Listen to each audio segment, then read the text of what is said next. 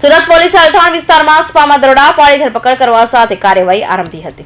DCP zone 4 ની team દ્વારા વેસુ વિસ્તારમાં એમ્બેસ હોટલમાં દરોડા પાડ્યા હતા, જે સ્પાની આડમાં દેહ વેપાર ચાલતો હોવાનું સામે આવ્યું હતું। પોલીસે હોટલમાંથી 7 થાઈલેન્ડની યુવતીઓને મુક્ત કરાવી હતી। હોટલમાંથી પોલીસે 7 ગ્રાહકોને પણ અટકાયત કરી હતી, તો સંચાલક ચંચલ રાજપૂતને પોલીસે વોન્ટેડ જાહેર કર્યો હતો।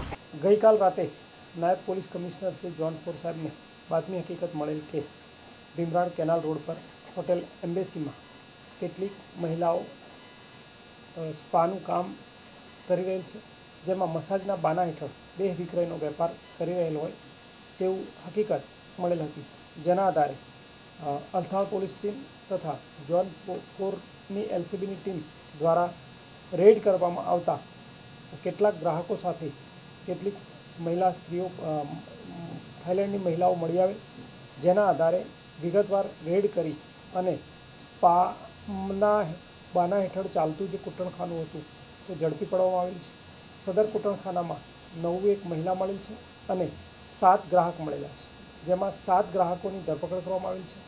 આ સિવાય 3 આરોપીઓ જે મુખ્ય છે, જે સંચાલન કરતા હતા, જેમણે પોતાના તાબામાં આ મહિલાઓને રાખેલા હતી તે, અને જે પૂરી પાડતા હતા, સપ્લાય કરતા હતા, તે 3 આરોપીઓને વોન્ટેડ બતાવવામાં આવેલા છે। તેઓ હાલ ફરાર છે, તેમની શોધખોળ ચાલુ છે અને સુરત શહેરમાં જોન 4 દ્વારા સઘન કાર્યવાહી સતત કરવામાં આવતી રહી છે। તેના પરિણામ રૂપે આ બાતમી મળેલ હતી, જે બાતમીને આધારે ગુનો દાખલ કરી કાયદેસરની તપાસ કરી આગળની કાર્યવાહી હાથ ધરવામાં આવી છે। સર, આ મહિલા મૂળ ક્યાંની છે? વિઝા લઈને આવી હતી ભારતમાં કે વિઝા વગર હતી?